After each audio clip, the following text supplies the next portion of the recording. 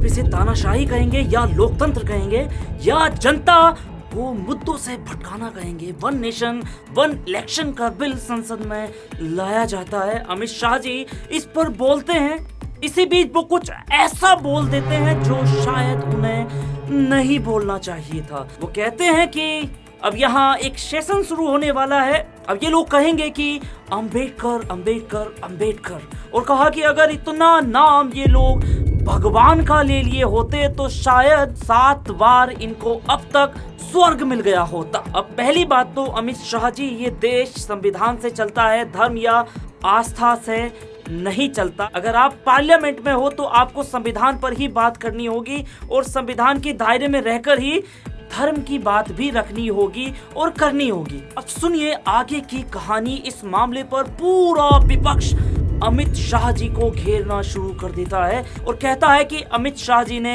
बाबा साहब का अपमान किया है, इनको माफी मांगनी होगी और इनको इस्तीफा देना होगा। इसके तुरंत बाद भाजपा की तरफ से वही हुआ जो हमेशा से वो देश की जनता के साथ में करती हुई आई है। इस मुद्दे को भटकाने के लिए एक और मुद्दा तैयार कर दिया जाता है, 2 सांसदों की चोट का मुद्दा। उन सांसदों के साथ जो हुआ उसका मुझे बड़ा अफसोस है और ऐसा नहीं होना चाहिए था। सांसद हमारे देश के सम्मानीय व्यक्ति हैं। इस पूरे प्रकरण पर हम आगे बात करेंगे। इसके बाद वही हुआ जो होना चाहिए था। अंबेडकर साहब के अपमान का मुद्दा और माफी मांगने का मुद्दा तो बहुत दूर हट गया था, चला गया था। नाउ पूरा मीडिया राहुल गांधी के पीछे पड़ गया। पूरा बीजेपी सांसद नेता कहने लगे कि राहुल गांधी ने धक्का दिया, राहुल गांधी ने धक्का दिया, राहुल गांधी ने धक्का दिया। उनकी वजह से 2 सांसद जी आईसीयू में भर्ती करने पड़े। नाउ राहुल गांधी के खिलाफ बिना जांच पड़ताल के गंभीर धाराओं में एफआईआर भी दर्ज कर ली जाती है। कानून मंत्री अर्जुन राम मेघवाल जी मंगलवार 17 दिसंबर को एक विधेयक पेश करते हैं वन नेशन वन इलेक्शन का, जिसका वादा बीजेपी अपने चुनावी घोषणा पत्र में हमेशा से करती हुई आई थी।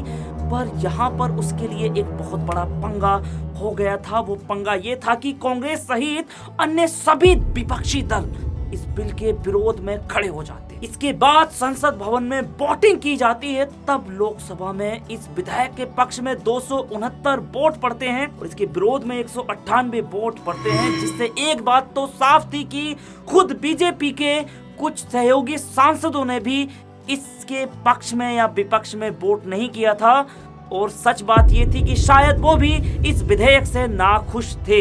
असल में ये बिल आपको बोलने में जितना आसान लग रहा है ना, हकीकत में ये बिल उतना ही ज्यादा खतरनाक है। इस बिल के पास होने के बाद देश में लोकसभा और सभी विधानसभाओं के चुनाव एक साथ ही कराए जाएंगे। नाउ इस पर विपक्ष इस बिल का ये कहकर विरोध कर रहा था कि इससे देश के संघीय ढांचे को नुकसान होगा और क्षेत्रीय पार्टियों का अस्तित्व भी समाप्त हो जाएगा। और ये बात बिल्कुल सत्य भी है कहीं ना कहीं, क्योंकि बड़ी बड़ी पार्टियां जिनके पास बहुत सारा फंड आता है, भारी संख्या में ब्लैक मनी के रूप में ये लोग पैसा खर्च करते हैं इलेक्शन में, वो एक बार में ही भारी भरकम रकम खर्च करने के बाद अपनी जीत को सुनिश्चित कर लेंगे और छोटे मोटे दल बेचारे देखते रह जाएंगे। ये एक छोटा सा पहलू है, और भी बहुत है, आगे बात करते हैं। आप सोचिए सर, अगर एक साथ में लोकसभा और विधानसभा के चुनाव होते हैं और उसके बाद में किसी स्टेट का एक मुख्यमंत्री विधानसभा को भंग कर देता है, तो भंग होने के बाद में क्या होगा? जाहिर सी बात है वही होगा जो होता आया है,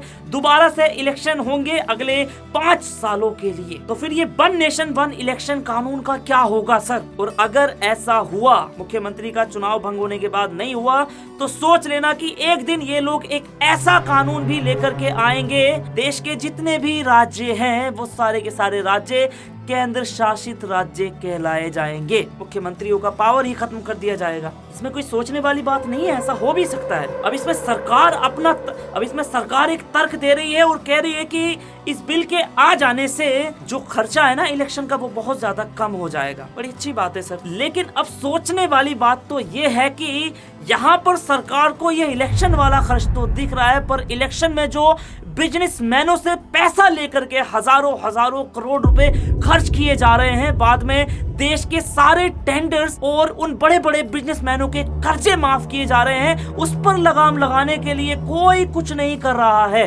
उनसे तो जितना चाहो पैसा ले लो और पैसा लगाओ, सत्ता में अपने आप बैठो, टेंडर इन बिजनेसमैनों को बांटो, कर्ज इनके माफ करो। अरे सर, ये हिंदुस्तान है, यहाँ पर सैकड़ों भाषाएं हैं, हर स्टेट का एक अलग कल्चर है सर। यहाँ का संविधान उसी हिसाब से डिजाइन किया गया है ताकि देश के सारे लोगों के हितों की रक्षा की जाए। हकीकत यही है कि वन नेशन वन इलेक्शन से क्षेत्रीय पार्टियां खत्म हो सकती हैं और इससे संविधान के मूल ढांचे पर भी थोड़ा बहुत तो असर जरूर पड़ेगा। खैर, अब इस बिल को जेपीसी के पास चर्चा के लिए भेज दिया गया है और जेपीसी के लिए लोकसभा के 21 सदस्यों को चुना गया है और राज्यसभा के 12 सदस्यों को चुन लिया गया है। इस पर चर्चा होगी और उसके बाद ही कोई डिसीजन लिया जा सकता है। अब थोड़ी सी चर्चा कर लेते हैं। जब कानून मंत्री अर्जुन राम मेघवाल जी ने मंगलवार 17 दिसंबर को विधेयक पेश किया वन नेशन वन इलेक्शन का, इसी बीच अमित शाह जी बोलते हैं कि अब यहाँ पर एक सेशन शुरू होने वाला है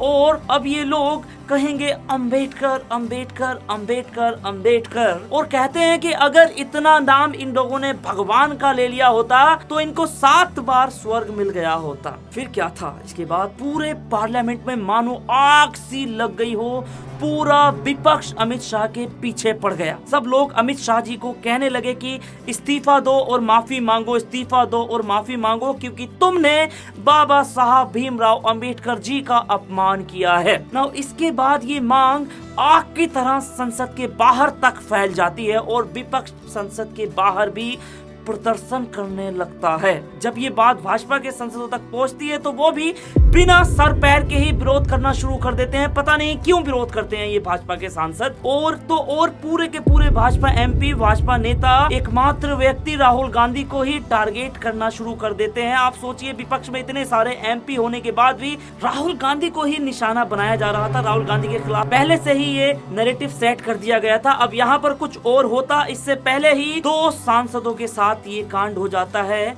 जो कि बड़े दुख की बात है। अब ये कांड कैसे हुआ, ये एक मिस्ट्री बना हुआ है। चलो इसको थोड़ा जानने की कोशिश करते हैं। दरअसल कांग्रेस नेता और साथ ही राहुल गांधी संसद में घुसने की कोशिश करते हैं और ये उनका हक भी था, भाई सांसद है तो संसद में तो जाएंगे ही। इसके बाद बीजेपी के कुछ सांसदों द्वारा उनका रास्ता रोक लिया जाता है। उसके बाद क्या हुआ ये कोई भी बेहतर तरीके से नहीं जानता, क्योंकि विपक्ष तो कह रहा है कि हमने या राहुल गांधी ने किसी भी सांसद को धक्का नहीं मारा है, पर एक सच ये भी है कि वो 2 भाजपा के सांसद जख्मी भी हुए हैं। और वहीं दूसरी तरफ भाजपा के एमपी और नेता कह रहे हैं कि राहुल गांधी ने धक्का मारा है। और तो और जिन 2 सांसदों के धक्का लगा था उनका कहना था कि धक्का पीछे से आया था और राहुल जी से होते हुए वो धक्का हमको लगा, पर सच तो ये है कि ये धक्का एक मिस्ट्री बना हुआ है, क्योंकि वहां के सीसीटीवी फुटेज भी सामने नहीं लाए जा रहे हैं। सोचिए सर, एक संसद भवन, कितने सारे सिक्योरिटी गार्ड, कितनी पुलिस बल, देश का सबसे महत्वपूर्ण घर जहां पर देश के लिए फैसले होते हैं, वहां पर जब ऐसे मौकों पर फुटेज सामने नहीं आती तो सवाल तो उठता है सर। ना इसके बाद शुरू होता है अगला असली खेल। दिल्ली पुलिस बिना जांच पड़ताल के ही राहुल गांधी के खिलाफ गंभीर धाराओं के साथ एफआईआर दर्ज कर लेती है। इंडियन एक्सप्रेस में छपी खबर के अनुसार बीजेपी के नेताओं ने भारतीय न्याय संहिता के इन धाराओं के अनुसार राहुल गांधी के खिलाफ मामला दर्ज कराया जाता है। धारा 117 जिसमें स्वेच्छा से गंभीर चोट पहुंचाना, इसमें 7 साल तक की सजा है या फिर जुर्माना है। धारा 105 स्वेच्छा से चोट पहुंचाना, सजा 1 साल तक है या फिर जुर्माना। धारा 125 दूसरे के जीवन या व्यक्तिगत सुरक्षा को खतरे में डालने का कार्य। धारा 131 हमला या फिर आपराधिक बल का प्रयोग। धारा 351 आपराधिक धमकी और धारा 3। अब आपको क्या लगता है सर कि राहुल गांधी को सिर्फ इस अमित शाह जी के माफी मांगने के मुद्दे की वजह से घेरा जा रहा है? तो ये बिल्कुल भी सच नहीं है सर। ये सब तो बहुत छोटे मुद्दे हैं सर भाजपा के लिए। भाजपा लोगों का ध्यान भटकाकर साफ निकल जाएगी, किसी को खबर भी नहीं होगा।